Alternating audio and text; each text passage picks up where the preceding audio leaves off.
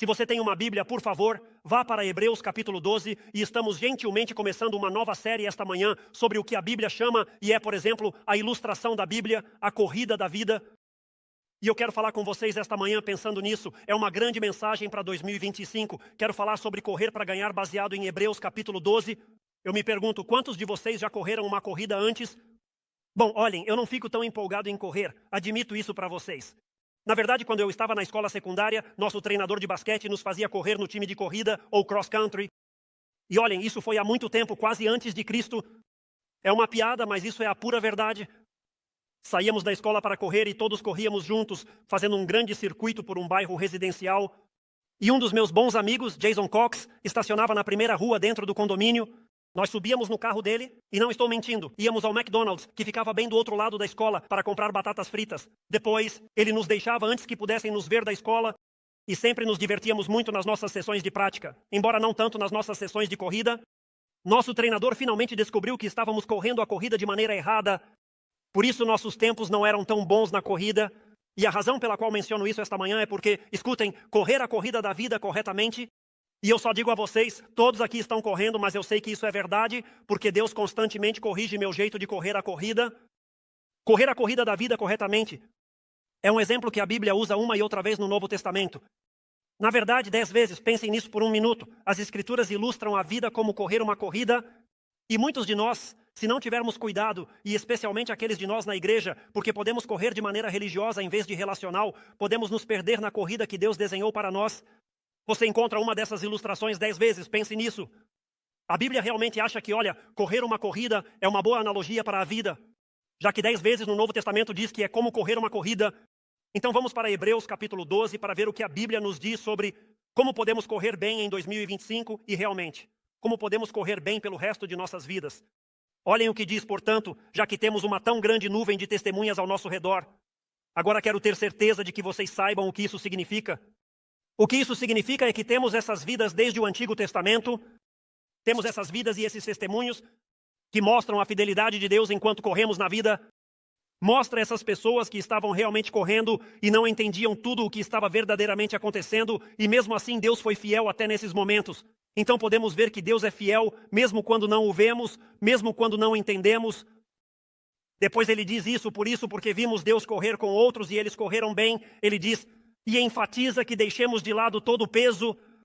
Algumas de suas traduções dizem todo o peso, algumas dizem impedimentos, outras dizem obstáculos, mas ele diz, deixemos de lado todo o estorvo e o pecado que tão facilmente, veja isso, nos enreda, e é interessante, ele diz que simplesmente acontece facilmente em nossas vidas. Pense nisso por um momento. O que ele está dizendo é que é tão fácil para você parar de correr, certo? É tão fácil que sua vida não siga na direção que Deus quer que siga. E ele diz isso, corramos com perseverança. E vamos olhar os versículos 2 e 3, mas eu só quero ler o versículo 1 agora. Corramos com perseverança, a corrida que temos pela frente. Agora ele está apenas falando sobre a vida em Cristo. Ele está dizendo enquanto tentamos, certo? Ele está dizendo, estamos tentando correr de tal maneira, de uma maneira eficaz, para que possamos ganhar. Na verdade, isso era algo muito importante para Paulo. Escute-me com atenção. A Bíblia realmente se importa que você vença, e eu preciso que você entenda isso. Às vezes, quando alguém pergunta como você está, dizemos, estou apenas sobrevivendo, apenas me virando. Sabe, ore para que as coisas melhorem para mim, mas não é essa a análise, essa não é o ensinamento que a Escritura utiliza. Paulo dizia, quero que você corra no seu casamento, na sua criação, nas suas escolhas, atitudes, perspectivas, desafios, dificuldades e adversidades. Mas aqui está a questão, pessoal. Você está correndo em alguns momentos desafiadores da vida, mas eu quero que você vença. Olha o que ele disse em 1 de Coríntios, capítulo 9. Paulo, e eu me refiro a Paulo porque Paulo escreveu 1 de Coríntios. Realmente não sabemos quem é o autor de Hebreus, mas em 1 de Coríntios 9, ele usa essa analogia de um corredor. Olha o que ele diz no versículo 24. Vocês não sabem que os que correm em uma corrida, todos correm como todos estão correndo, mas apenas um recebe o prêmio. E ele diz isso, corra de tal maneira que você vença. E assim é como eu quero começar o ano. Quero começar o ano durante 2 ou 3 semanas. Quero falar sobre como você aprende a correr para vencer no seu casamento. Haverá um final de semana de casamento no fim de semana final deste mês. Desafio vocês a se inscreverem. Haverá um grande mestre e lições incríveis. Amy e eu participaremos de uma sessão de perguntas e respostas para compartilhar nossas vidas e o que Deus fez em nosso relacionamento. Então eu não quero que vocês percam isso. Corra de tal maneira que você ganhe. E se você desmembrar isso, ele diz isso, corra de tal maneira. Em outras palavras, a vitória vem da maneira como você corre. E então ele está dizendo a todos, ouçam atentamente. Ele diz, há uma maneira certa de correr. Se você é um corredor, há muitos corredores hoje, estou impressionado. Não sei se você ainda está correndo, mas pelo menos você correu uma vez. Aí está. Se você é um corredor, há uma maneira certa de correr. Se você vai correr, de fato, quando eu estava aprendendo a competir, aprendi que há dias em que você faz corridas longas e dias em que você faz corridas mais curtas. Há dias em que você corre e caminha, e há dias em que você só caminha, mas depois há dias em que você descansa. Em outras palavras, há um plano, esse tipo de maneira que você deveria correr, esse tipo de cronograma que você deveria ter, com o qual você deveria viver. E o que acontece é que, escutem, às vezes até os grandes corredores passam tempo fazendo sprints porque estão tentando melhorar a eficácia de seus pulmões. E assim, literalmente, se você é um corredor, sabe a maneira certa de treinar, porque o treinamento adequado te leva a viver o máximo desempenho que você deseja. E o que Paulo nos diz em 1 Coríntios e o que somos desafiados aqui em Hebreus é correr de tal maneira. Isso significa que, ouçam isso, a Bíblia te diz, em todas as suas lutas, em todas as suas perguntas, em todos os seus mal-entendidos, em todos os seus medos, em todas as suas ansiedades, em todas as suas inseguranças, a Bíblia diz, há uma maneira de correr para viver ao máximo desempenho. Há uma maneira de correr, de viver ao máximo desempenho o que Deus projetou para a sua vida. E ele diz que o máximo desempenho é isso, que você possa ganhar. Agora, escute, se eu posso ganhar, o que eu posso fazer? Eu também posso perder. Quero dizer, se estou correndo de tal maneira para ganhar, isso significa que posso correr de tal maneira que perco. E é sobre isso que vai tratar esta série. Quero definir o que significa ganhar corretamente. E quero definir o que significa correr corretamente. E precisamos definir como é correr a corrida. Pense nisso por um minuto. À medida que nos aprofundamos em 2025, precisamos definir como é correr a corrida. Então podemos saber se estamos ganhando ou na direção de ganhar. E eu quero que vocês notem que o escritor usa uma inspiração. Se você já correu uma corrida, e eu também, sempre há pessoas ao lado com garrafas de água. Mas o que eles estão fazendo? Estão te incentivando, estão te inspirando, aplaudindo e gritando. Você consegue fazer isso? E você pensa, está parado na linha lateral me dizendo isso. Você não sente o que eu estou sentindo. Você não está respirando o ar que eu respiro, certo? Mas eles estão te incentivando, estão tentando te inspirar. Ele te dá uma inspiração aqui. Quero que você note o que ele usa, onde quer que você esteja nesta vida, qualquer que seja a luta que você esteja enfrentando. Ele diz, eu tenho algo para te inspirar bem aqui neste dia, nas suas circunstâncias atuais, e nos inspira com Jesus. Olha o que diz no versículo 2, enquanto você corre. Então, enquanto você corre em cada área da sua vida, olhando para Jesus, o autor e consumador da nossa fé, que pela alegria que lhe estava proposta, esta é a corrida dele.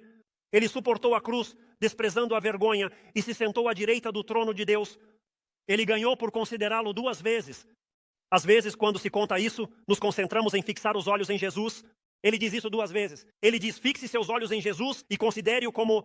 Concentre-se naquele que suportou tal hostilidade dos pecadores contra si mesmo, para que você não se canse. E isso é o que Deus te diz em 2025, porque eu não quero que você se canse, não quero que você perca o ânimo. O contexto desta carta foi escrito para os primeiros cristãos, muito cedo na era cristã, e eles estavam se desgastando, estavam vendo toda a perseguição, todas as dificuldades, e estavam tentados a desistir, estavam tentados a abandonar a corrida. Eles estavam olhando e vendo injustiças e coisas que não podiam entender, e estavam enfrentando provas, problemas, distrações e dificuldades, e todos nesta sala podem se identificar com isso.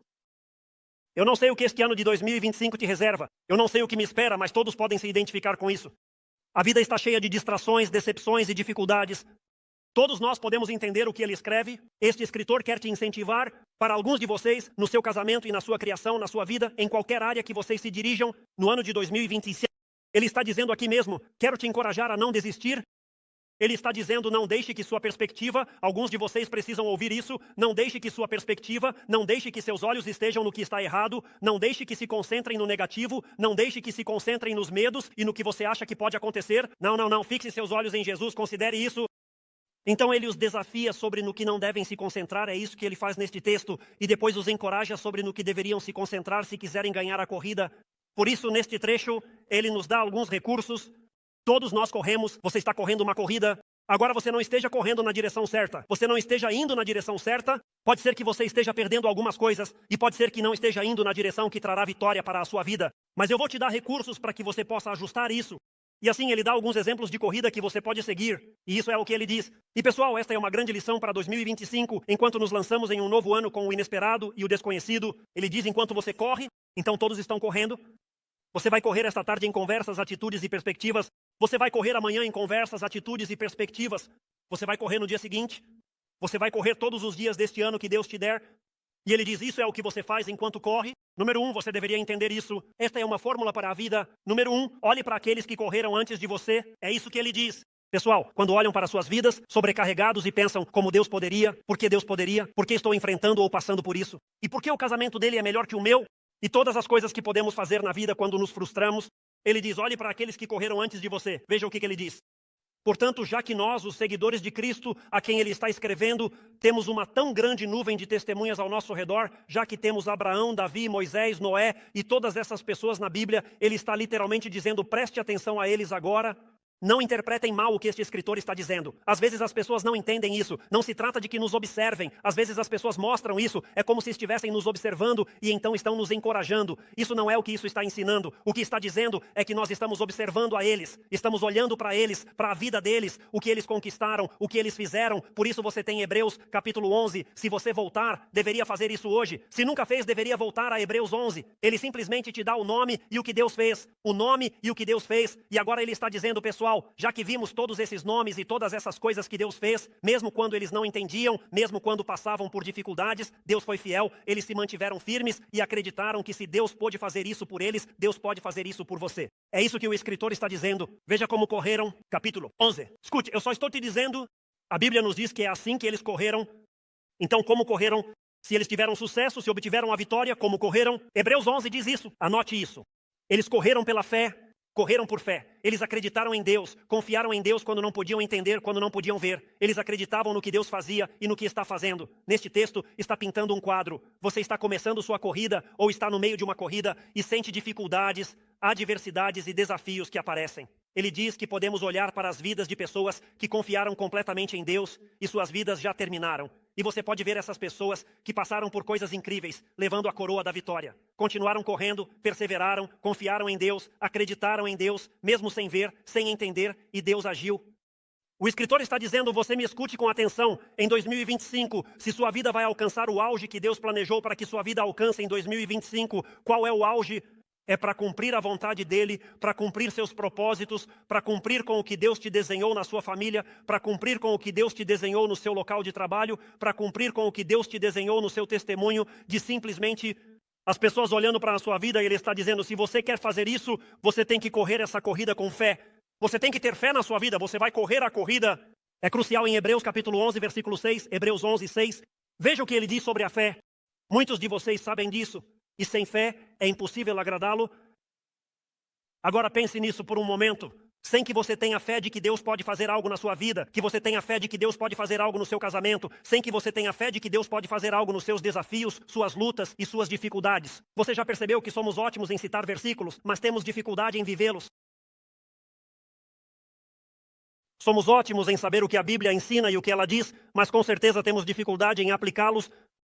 Se há uma área da sua vida onde você diz, não sei, não acredito que Deus possa fazer isso, não pode fazer isso por mim. Ele diz, vai ser impossível que sua vida alcance o auge que Deus tem para isso, porque quem se aproxima de Deus deve crer que Ele existe e que é recompensador dos que o buscam. Uma ótima maneira de dizer isso seria que Ele recompensa aqueles que fazem o que Ele diz para fazer. Deus abençoa aqueles que obedecem a Deus. Na verdade, em Hebreus capítulo 11, ouçam com atenção, todos se concentrem nisso. Isso é para começar seu ano. Isso é para te ajudar a correr sua corrida de maneira eficaz e ganhar a corrida 21 vezes. 21 vezes em Hebreus capítulo 11 a Bíblia diz, pela fé, pela fé, pela fé. Então você tem sua circunstância, você tem sua situação, você tem sua frustração, porque Deus fez isso por eles e não fez por mim. Porque eles conseguem isso e eu não consigo. Todas as coisas que fazemos 21 vezes, ele diz isso, a maneira como você vai lidar com isso na sua vida é pela fé, pela fé, pela fé, pela fé, pela fé, pela fé. Então você precisa entender algo. Escute-me. Seria difícil ver a fé se ela nunca se manifestasse em ações significativas, se você nunca disser eu vou confiar em Deus, eu vou dar um passo à frente. Você nunca saberia que tem fé, a menos que você simplesmente creia quando não pode ver, quando não pode entender. E se a nossa fé, escute isso, não afeta a maneira como vivemos e nunca é notada por outras pessoas, então talvez não seja uma fé genuína de jeito nenhum, porque quando você lê sobre as vidas desses antecessores, pela fé, o resultado final, a ação que tomaram, eles fizeram. Assim é como confiaram e se manifestou pela fé. O autor de Hebreus está dizendo, ouçam, a corrida deve ser vivida pela fé. Quero lhe dar uma definição de fé para viver em 2025. Escutem bem e vamos dizer quem queremos ser em 2025. Nós como igreja, você como seguidor de Cristo, eu na minha vida pessoal, definição de fé em 2025. Confiar completamente em Deus significa ter fé. Escutem isso, ter fé de que Ele sabe o que é melhor para a sua vida.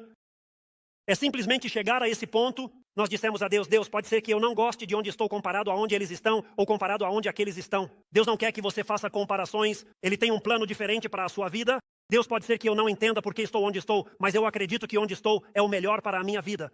Nunca se esqueça que Deus usa a vida, e Deus usa as circunstâncias, e Deus usa os desafios e as dificuldades. Escute, para se desenvolver.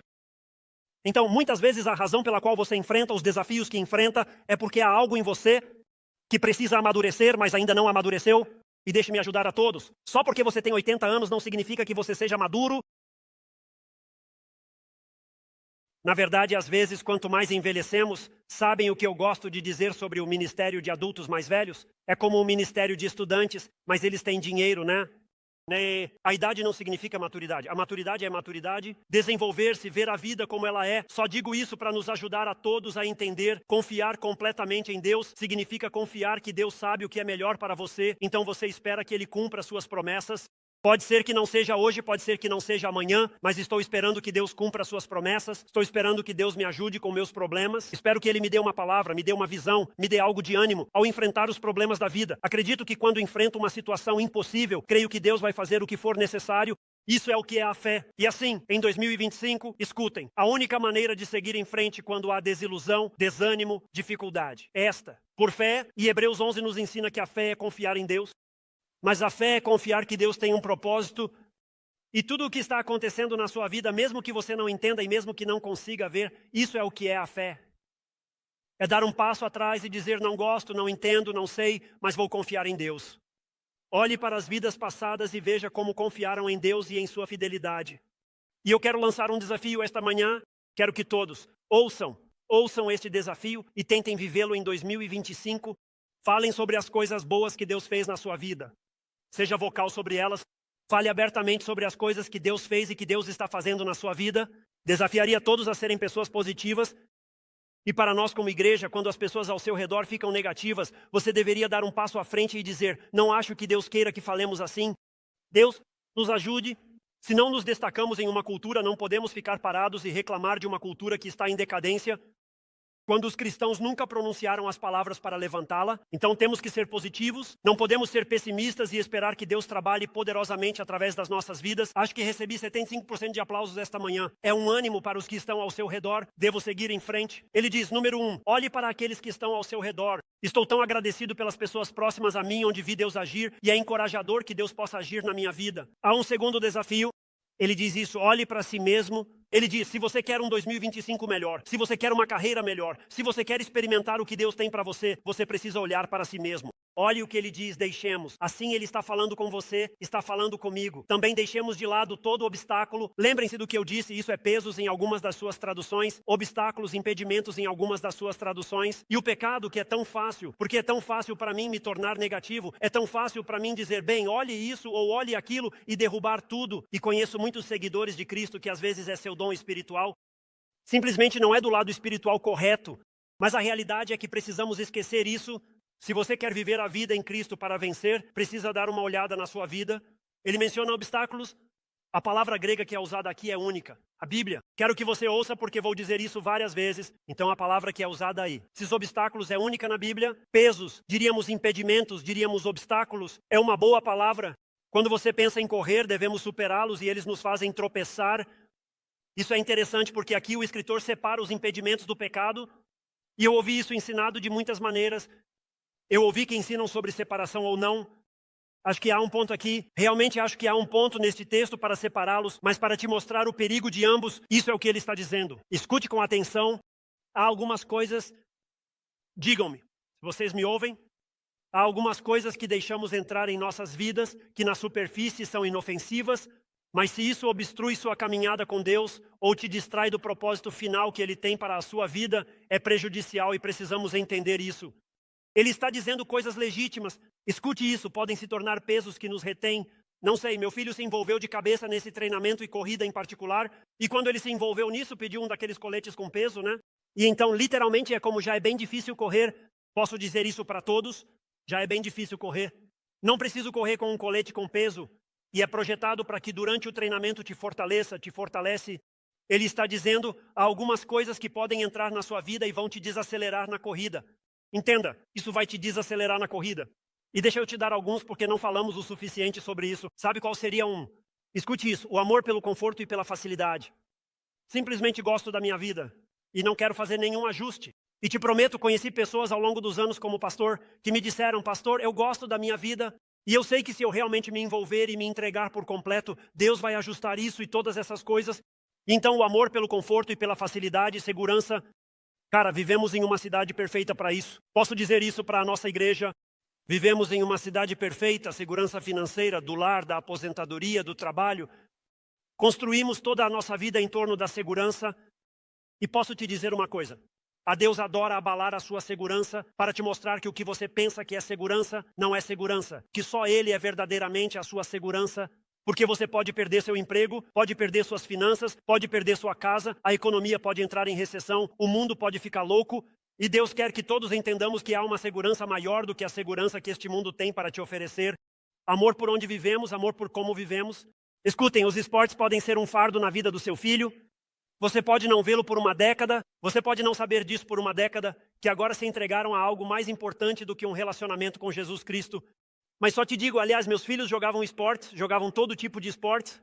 Viajamos por toda parte por causa dos esportes. Meu filho, no seu último ano, chegou às semifinais do futebol americano universitário na Geórgia. Viajamos muito, estávamos envolvidos. Se você já correu uma corrida, sabe o que acontece. Quando você chega nas ruas laterais, placa proibido entrar, não vá por aí, não vá por aí, não faz parte da corrida. A corrida é por aqui, não por ali. Mas somos realmente bons em colocar placas de proibido entrar. Somos realmente bons em dizer Deus está fora dos limites. Isso está fora dos limites. Note a declaração dele. Na corrida você corre o percurso colocado à sua frente. Quero ressaltar sua passagem. O percurso à sua frente, você não pode estabelecer o percurso.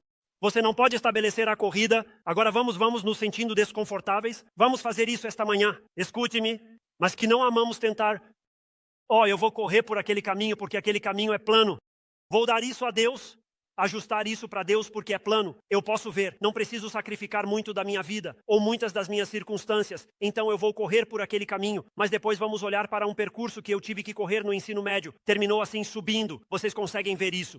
Quero falar com o diretor da corrida, estou dizendo a vocês, quero dizer de verdade, realmente pensei que era só uma pessoa má, posso dizer isso a vocês.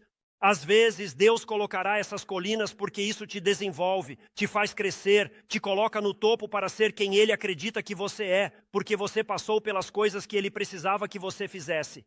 Mas queremos definir o caminho para Deus. Quero que todos ouçam e entendam. Nenhuma dessas coisas que mencionei por si mesmas. Não estou dizendo que sejam ruins. Pense sobre isso. Não estou aqui sentado dizendo que os esportes são ruins. Não estou dizendo que seu lar, segurança, trabalho e aposentadoria sejam ruins. Então não vá lá e tente apagar toda a mensagem. Mas quando começam a consumir sua vida em geral e a busca por Jesus Cristo, o que era inofensivo se torna prejudicial. E é disso que Ele está nos avisando, é isso que Ele está nos dizendo. E antes que você perceba, se não tomar cuidado, escute isso. Você está correndo a corrida, mas está correndo pelas coisas erradas. Se eu pudesse te dar uma coisa para você anotar, e só estou dizendo, eu vivi isso na minha vida, a Bíblia ensina isso do começo ao fim, é um princípio da palavra de Deus. Eu diria isso, anotem. Escutem com atenção, porque eu quero que vocês entendam isso. Deus te chamará a fazer ajustes importantes na sua vida para segui-lo. Quero dizer, só estou aqui para te dizer isso. Se você está aqui esta manhã e diz, sou um seguidor de Cristo, serei tudo o que Deus quer que eu seja. Bom, só estou aqui para te dizer que Deus vai te chamar a fazer ajustes na sua vida. Eu fui o seu pastor por 3 anos. Ajustes importantes que teremos que fazer nos próximos dias para irmos aonde Deus quer. E fazer o que Deus quer, apenas aceite. E você diz, para que o pastor está nos preparando. Ei, pastor, não está traçando o caminho. O pastor não está traçando o rumo. Não é minha carreira. Não me cabe escolher isso. A experiência passada com Deus mostra que o comportamento passado prediz o futuro, a menos que haja uma intervenção sobrenatural. Haverá ajustes importantes. Considere os ajustes que Deus pediu nas Escrituras. Pense nos pesos que Noé teve que deixar.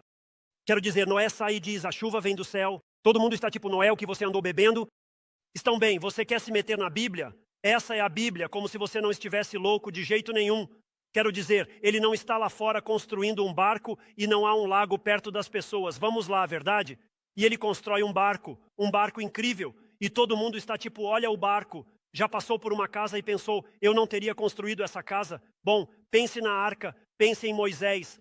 Quero dizer, Moisés sai para o deserto, constrói uma vida para si mesmo, arruma uma esposa, forma uma família, consegue tudo.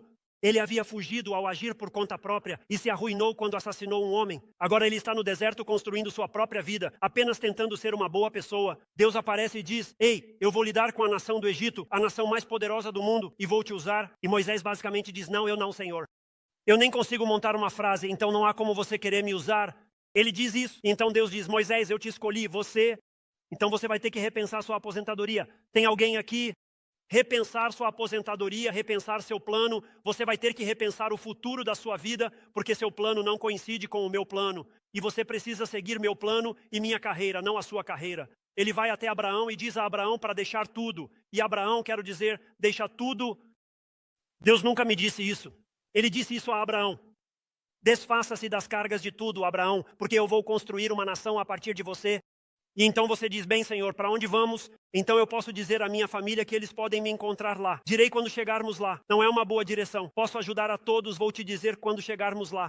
Isso não é uma boa direção, mas vale realmente confiar na pessoa que está te dando essas orientações. E assim você tem isso em toda a Escritura. Pense em Pedro. Pedro é um pescador. Ele estava fazendo o que queria. Ele estava indo na sua própria direção. E Jesus diz: siga-me. Quanto isso mudou a vida de Pedro.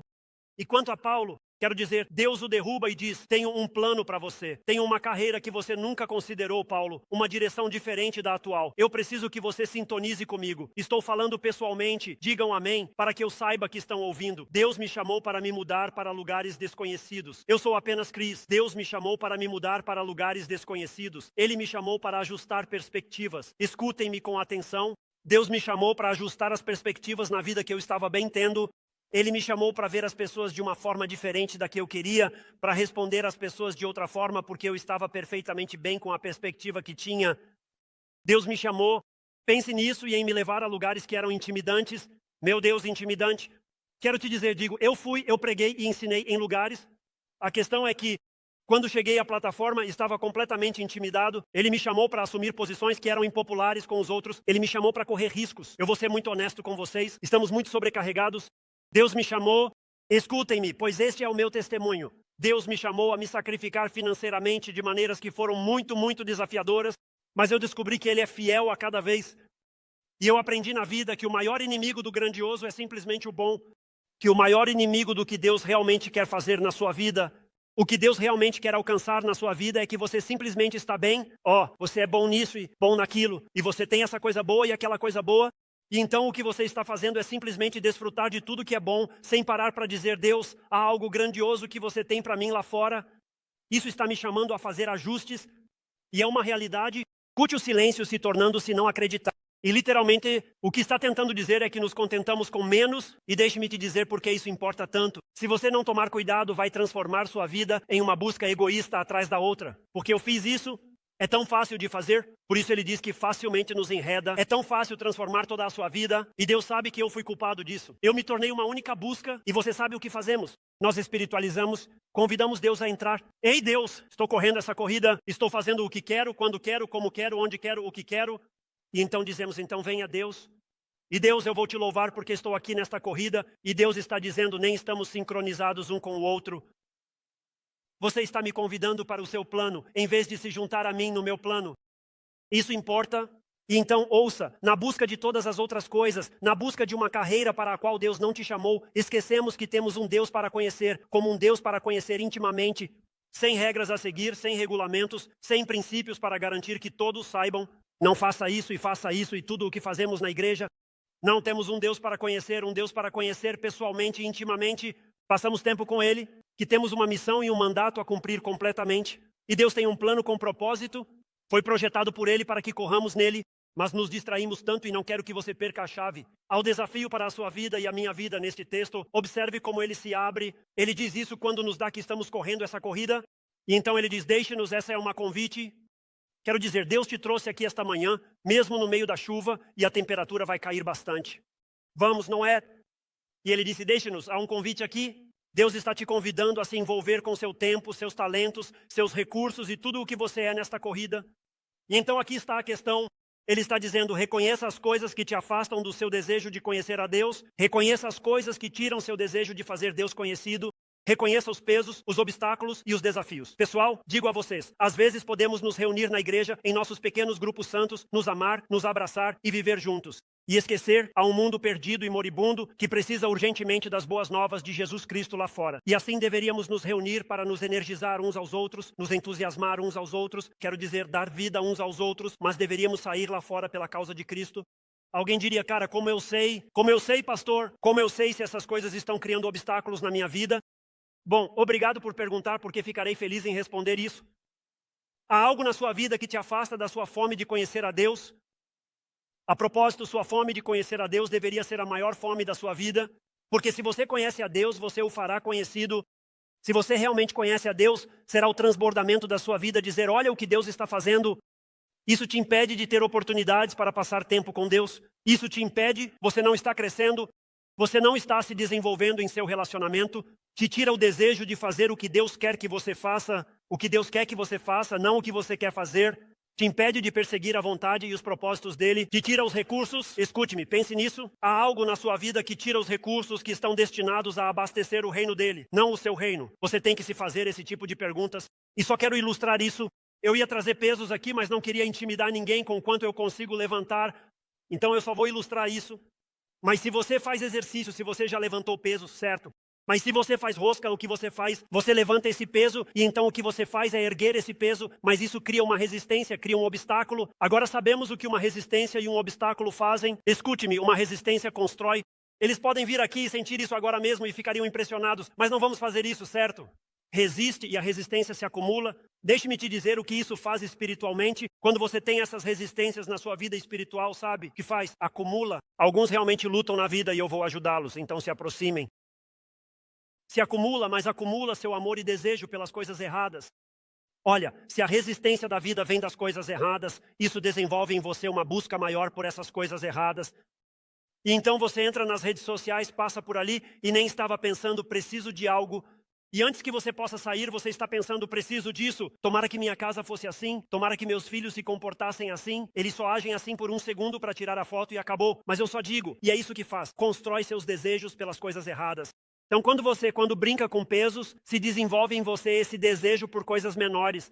E olha, é por isso que importa, e sim, importa se não, escute, se não lidamos com os obstáculos, é para onde isso vai. Se eu não lido com o obstáculo, isso se torna um pecado. Se eu não lido com o obstáculo, isso se torna um pecado. É um pecado não amar a Deus com todo o seu coração, alma, mente e força completamente. Quando não lido com as coisas que me impedem de amar a Deus completamente. Então o que acontece é que isso se torna um pecado na minha vida. O escritor passa para o pecado. Ele não está falando de um pecado em particular, porque isso é o que gostamos de fazer. Vamos, sabe o que gostamos de fazer com o pecado? Isso é pecado. Isso vai te arruinar. Agora, meu pecado, isso é compreensível, é aceitável, é uma luta para todos. Esse é meu pecado. Vamos, vocês, pessoas espirituais, certo? Isso é o que fazemos. Mas ele está falando do impacto do pecado. Então, escutem, há alguém com orgulho aqui esta manhã?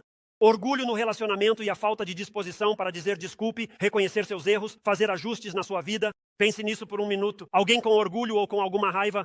Raiva. Não avançamos no relacionamento porque estou bravo, e eu estou bravo pelo que fizeram e por que fizeram. Há alguma apatia aqui esta manhã. Isso quero dizer, estamos em apatia, estamos centrados em nós mesmos, focados em construir nosso reino e obter o que podemos, mas não fazemos sacrifícios pelos outros. A Bíblia diz que isso pode ser tóxico, um câncer na sua vida. Há alguma falta de perdão aqui esta manhã? Sabe o que são esses? São uma falta de fé e confiança em Deus. São obstáculos. Não acho que Deus possa me dar plena felicidade. Vou passar por aqui e tentar. Não acho que Deus possa me prover. Vou enganar e buscar outras maneiras. Tudo é uma falta de fé. E ele usa a terminologia. Só quero que você veja isso de novo. Isso nos enreda. Ele diz que se envolve ao nosso redor. A imagem que você poderia tirar é como pensa sobre isso. Quanto mais profundas crescem as raízes de uma árvore, você sabe qual é a tendência. Mais alto sobe. E com raízes erradas, você sabe o que vai acontecer. Mais se manifestará na sua vida. Mas você se tornará egoísta e orgulhoso. E você se afastará de Deus e das coisas de Deus, e sua vida correrá, crescerá e se desenvolverá como uma árvore, pois essas raízes estão muito profundas, mas crescerá para as coisas erradas. O que ele está nos ensinando, veja o que diz Provérbios 28:13, quem esconde pecados não prospera.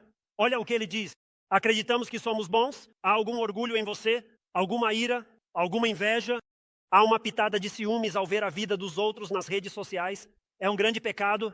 Porque é um grande pecado, porque diz que Deus deveria ter me dado isso.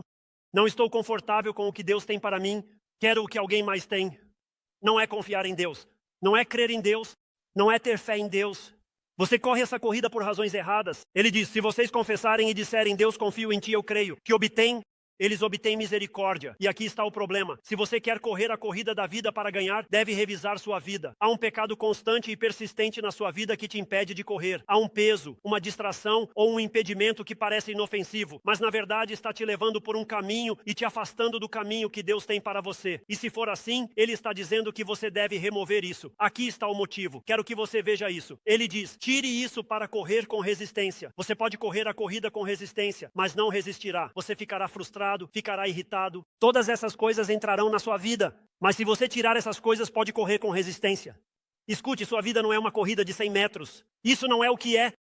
É uma corrida longa e sinuosa e você vai ter muitas necessidades enquanto corre e avança. E assim a resistência fala de alcançar a meta que está à sua frente, fala de ter paixão e intensidade para terminar o casamento, para terminar o trabalho, para terminar a carreira que Deus tem para você, com o necessário sendo providenciado para você. E alguém disse, como você consegue isso? Por último, aqui vamos, consiga isso. Ele diz, olhe para Jesus. Ele diz, é aí que você consegue. De onde vem a resistência? Como sei qual obstáculo devo tirar? Como sei quais cargas devo tirar? Ele diz, olhe para Jesus, Ele os desafiou. Ele diz isso. Isso é no que você não foca, mas isso é no que você foca. E no versículo 2 ele diz isso. Olhe isso, fixando nossos olhos em Jesus. Eu amo isso, o autor e consumador da nossa fé. Você sabe o que isso significa? Todos atentos. Ele diz que ele correu a corrida. Jesus correu a corrida, ele correu com perfeição, ele conseguiu, ele terminou, ele obteve a vitória, dizendo, pessoal, esse é quem vocês estão seguindo, o cara que ganhou. Depois ele diz isso pela alegria que estava diante dele, suportou a cruz. Qual foi a alegria que estava diante dele? Você era a alegria diante. Ele tomou ira, pena e castigo por pecados para que você não o faça. O que ele fazia? Ele estava te levando a um relacionamento com Deus. Estava cobrindo o céu com pessoas que confiariam nele. A alegria era que você se arrependesse de pecados e colocássemos fé em Jesus Cristo e entrássemos na família. E Deus poderia nos ensinar como correr a corrida na terra para que possamos brilhar como estrelas no céu para este mundo, porque nossas vidas são diferentes. Então poderíamos ir para o céu e estar juntos por toda a eternidade. Ele diz que essa é a alegria que estava diante dele, desprezando a vergonha. E olhe isso, e ele se sentou à direita do trono de Deus. Use a palavra bem aí. Ele diz, fixando os seus olhos. Você realmente leria isso em sua forma original, olhando para Jesus?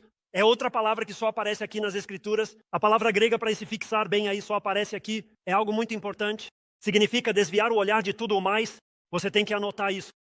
Simplesmente significa a prioridade de vida, prioridade de carreira, prioridade de atitude, prioridade de perspectivas, prioridade dos meus recursos e toda a minha vida. É fixar meus olhos nele, olhar para ele e nada mais. Mantendo seus olhos nele com expectativa, com esperança que se eu fizer o que Deus me disser para fazer, porque eu vi outras pessoas fazerem o que Deus lhes disse para fazer, mesmo quando não entendiam, mesmo quando não podiam ver. Se eu fizer isso, então eu vou colher o que Deus tem para mim. É confiar em Jesus. Jesus não precisa, escute-me esta manhã, vamos. Jesus não precisa das suas resoluções. Jesus não precisa dos seus novos compromissos esta manhã. Cara, pastor, grande mensagem. Vou renovar meu compromisso com a minha vida. Jesus não precisa da sua promessa de se esforçar mais este ano. Só vou me esforçar mais para ser quem eu devo ser este ano. Você sabe o que Jesus quer? Ele quer o seu amor e quer a sua atenção. É isso que ele quer. Alguns de vocês estão se esforçando para vencer o pecado. Alguns de vocês estão se esforçando lidando com as lutas. E você está tipo, eu não consigo superá-las. Eu não consigo lidar com elas. A resposta é o maior mandamento. Qual é a maior responsabilidade da sua vida? Você ama a Deus com todo o seu coração, com toda a sua alma, com toda a sua mente. Você tem que mudar sua atenção. Você tem que mudar seu afeto. Você tem que mudar sua busca. E alguns de vocês, a única maneira de obter a vitória é que vocês têm que cortar o resto, colocar toda a sua atenção em Jesus. Este ano eu não vou seguir o ritmo dos meus líderes de grupo pequeno, pastores ou denominações, ou as 10 regras para ser um grande pai cristão. Não. Eu vou aprender a amar a Jesus em 2025. Eu vou aprender a simplesmente fazer tempo para Ele. Vou aprender a ter encontros com Ele e ouvi-lo. Vou focar na palavra e verdade de Deus. Vou me colocar sob Jesus, ouvindo e olhando para Ele. Isso faz a diferença. Vou me colocar sob Jesus, ouvindo Jesus, olhando para Jesus. E isso é o que faz a diferença. Então, como isso se parece? Aqui está. Vamos, fique comigo. Nós olhamos para ele em 2 áreas específicas da vida. Como é olhar para Jesus? Bom, o número 1 é a resistência. Toda a dor, todos os problemas, todas as distrações, toda a decepção, todas as dificuldades. Ele diz, mantenha seus olhos em Jesus. Na verdade, isso me parece interessante. Você sabe qual é a palavra para corrida aqui? Agon. É a palavra grega agon, de onde obtemos nossa palavra. Estão prontos para isso? Agonia. E eu diria amém para correr? Posso receber um amém? Vamos, né? Correr é um esporte agonizante. Vamos, cara. E por isso, escute isso, por isso o agon requer upomana. E você diz, o que é upomana? Escute, se traduz como resistência, é a palavra grega para resistência. A palavra resistência tem a ideia de permanecer sob pressão, agonia. Até o final, vou ficar aqui embaixo e vou aprender o que Deus quer que eu aprenda. Vou ajustar o que Deus quer que eu ajuste, porque meus olhos estão nele. Ele já correu essa corrida antes de mim e eu vou ficar aqui até que Deus me dê a vitória. Isso é literalmente o que ele está ensinando aqui e ele nos ajuda a entender isso. Não perca isso. Nos versículos 2 e 3, ele fala sobre Jesus e pense nisso, porque quando falamos de Jesus, dizemos aleluia, amém, louvado seja o Senhor. Deus é tão bom, Deus é bom o tempo todo em tudo. Mas veja o que diz sobre Jesus no texto, a vergonha e a cruz.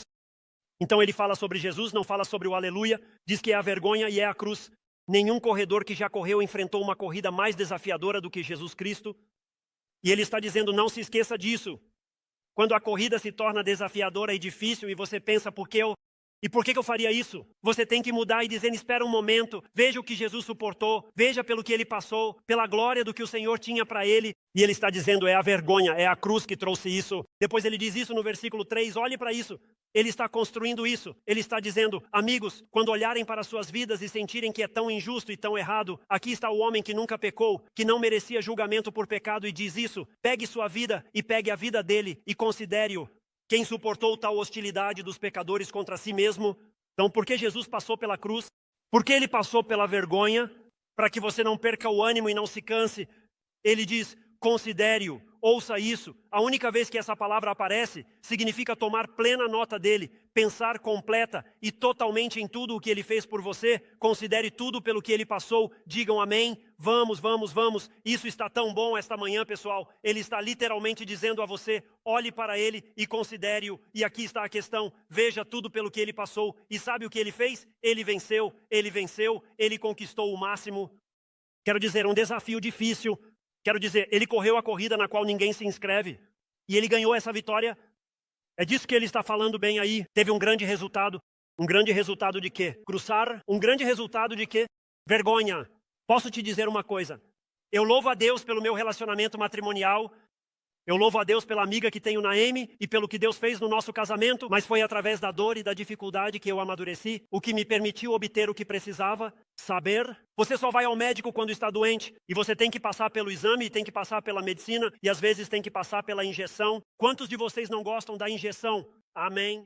E você aprende até mesmo com o médico que há um propósito por trás da dor. Olha, o problema é, escute com atenção, nem sempre consigo ver o plano. E o que ele está dizendo aqui é que quando você não consegue ver o plano, confie no propósito. Quando você não consegue ver o plano, o que Deus está fazendo, concentre-se no propósito. E assim, quando a vida é desafiadora, olhamos para Jesus para resistir. E a ilustração é uma corrida. E homem, se você já foi corredor, você sabe disso. Como, olha, quando eu penso em correr, isso é o que eu penso, pontadas no meu lado. Alguém sabe do que estou falando? Finjam que não sabem. Todas essas mãos se levantaram por correr, pontadas no seu lado. Como homem, correr é um esporte agonizante, muito agonizante. Requer treinamento, requer desenvolver resistência. Você tem que passar pelas pontadas para as pontadas desaparecerem, porque você se desenvolveu, você cresceu. Há coisas nas Escrituras às quais você pode recorrer e lembram das promessas de Deus para que você supere a tempestade. Vamos, homem, isso é bom. Por isso falamos sobre servir, porque há um propósito maior para a sua vida do que você mesmo. E se tudo se consome no que você obtém e no que você tem, e na atenção e no elogio que recebe, então você está perdendo a corrida da vida, porque o que Deus faz em você, Ele quer fazer através de você.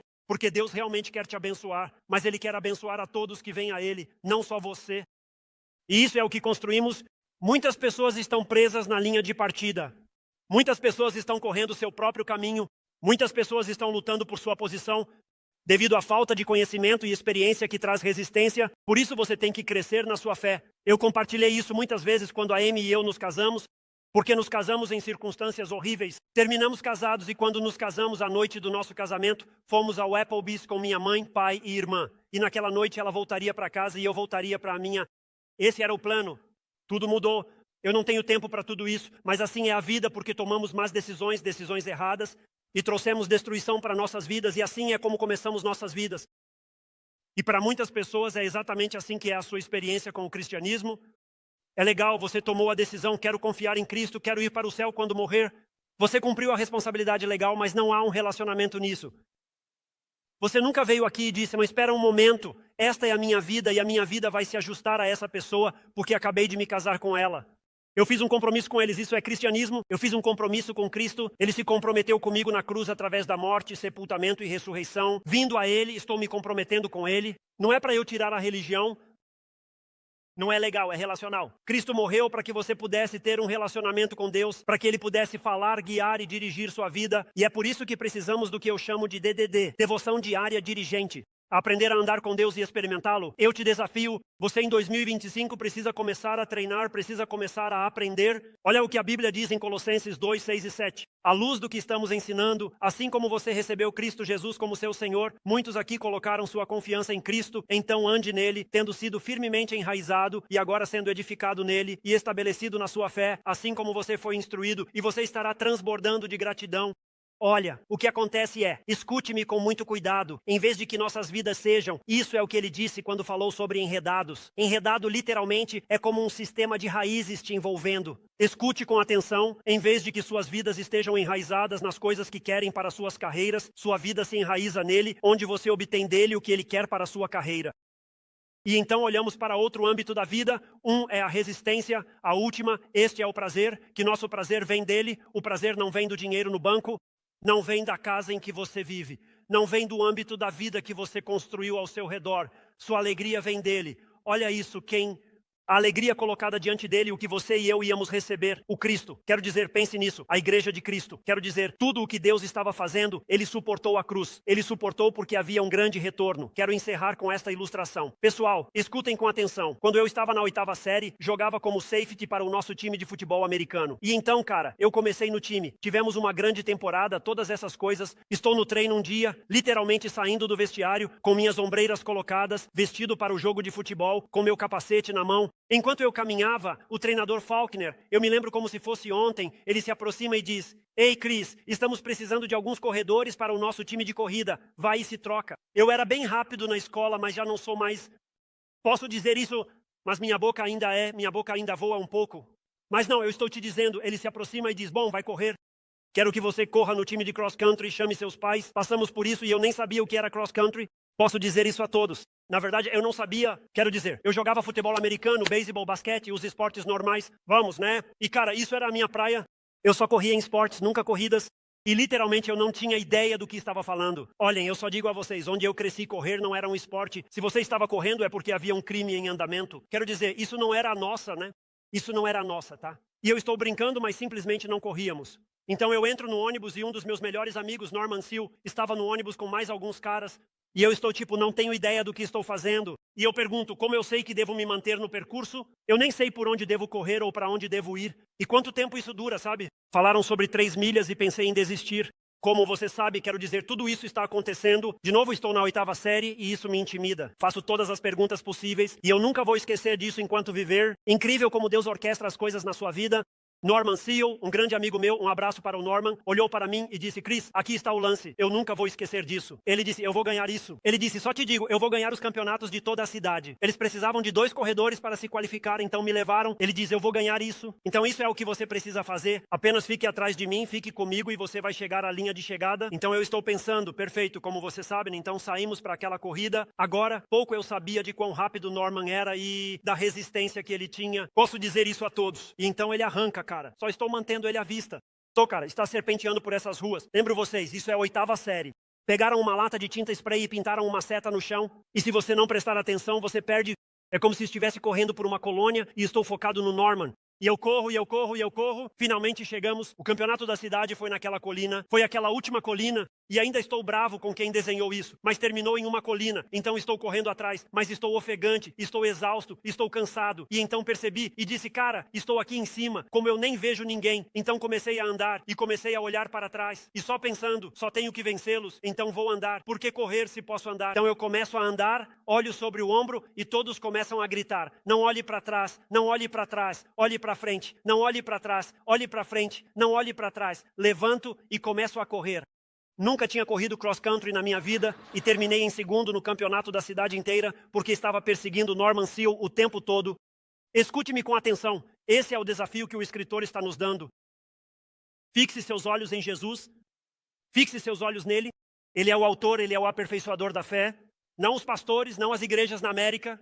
Não, não, não. É o aperfeiçoador da fé. Trabalha através de nós, unindo-nos por uma causa maior. A igreja tem um grande propósito, mas ele é a cabeça da igreja. Está pintando um quadro de Jesus, reflita. Para alguns que lutam muito, pinta este quadro, que ele vai se manter 1 ou 2 passos à frente de você, correndo para que possa te mostrar o caminho e os obstáculos e ser seu guia. Deixa eu te dizer por que isso é bom. Deixa eu te dizer por que isso é tão bom. Você leu tudo no texto. Olha o que diz. E ele se sentou à direita do trono de Deus. Você sabe o que isso significa? Está coroado.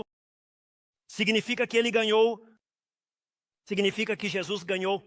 E se ele ganhou na vida e ganhou na morte, o desafio para você e para mim é fixar nossos olhos nele. Siga-o, faça o que ele quer que você faça, e você ganhará a corrida da vida. É isso que ele está nos dizendo. E é assim que devemos viver em 2025. Oremos, Pedro, estamos tão agradecidos pela tua palavra, que quando nos sentamos para estudá-la e aprendê-la, simplesmente, Senhor, nos oferece entusiasmo, paixão e motivação em nossas vidas. E esta manhã, com nossos corações pesados e sobrecarregados, e o medo do desconhecido e todas as coisas que podem nos afetar na vida, podemos vir aqui e porque estudamos a Tua palavra, podemos dizer, apenas fixemos nossos olhos em Ti e corramos atrás de Ti e nos guiarás exatamente para onde precisamos ir. E Pedro, eu te peço, fala ao coração, fala à vida. É uma perda de tempo se vocês forem pensando em mim. Ó Deus, fala ao coração, fala à vida. Aproxima-os a Ti este ano em um relacionamento de amor, onde possam produzir o que desejas para a vida deles, em nome de Jesus. Amém.